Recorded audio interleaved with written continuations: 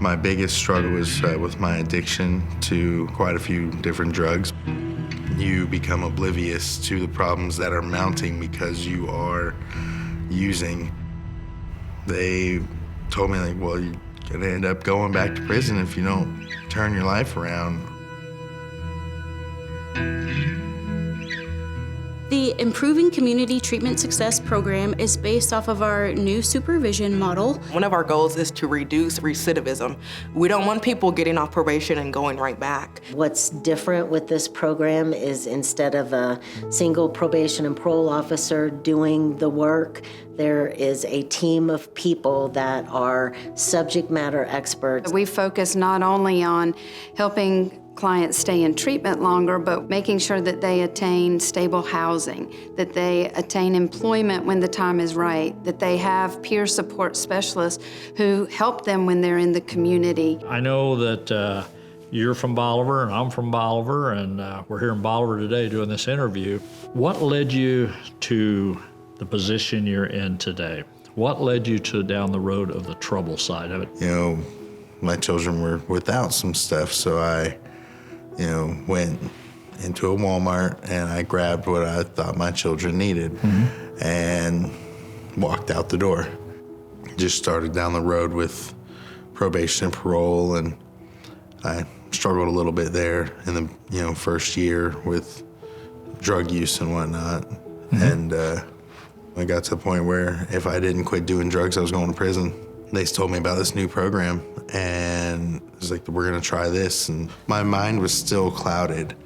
As I got, clean and sobriety became an everyday thing, I started to see the, benefits of it and the wisdom in, going to the classes and walking, the steps. And they did help me out quite a bit, both financially, and they were there for me emotionally through a lot of very troubling experiences that I had to fight through and remain sober through.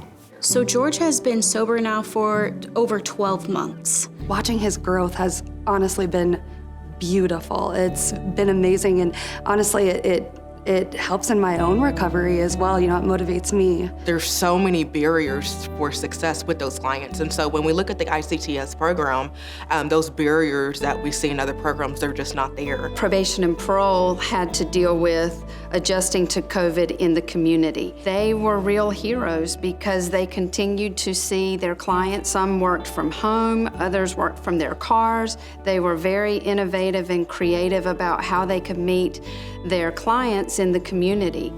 I don't know what I would have done without the ICTS program. I would probably be in prison, just because I don't know that I would have had the strength on my own to remain sober.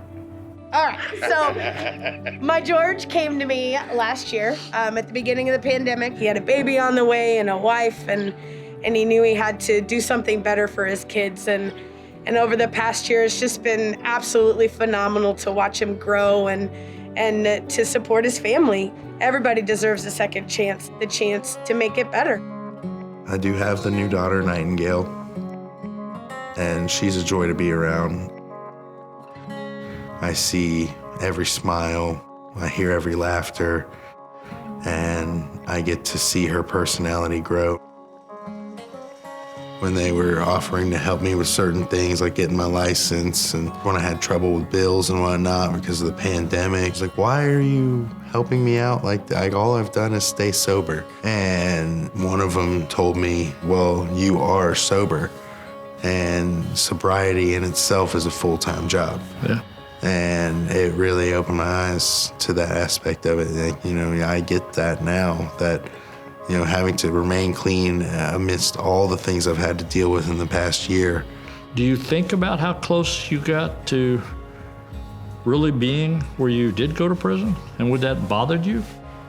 Oh, I do think about it, and it would have devastated me, I think, because, I love my children immensely, and I would have missed out on so much. You have a perfect opportunity because of what you've been through with this program to tell the story and encourage somebody like a young kid or somebody else that may be looking or hanging out with you, don't do what I did. that's not the right path. And you're living proof of that. And we're talking about reforming our correction facilities and our whole, all the way from probation and parole to the institutions. We're doing it for this day right here, that somebody like you, instead of you being in prison somewhere, we're talking about somebody that has a job and's working. That's what this whole process is all about.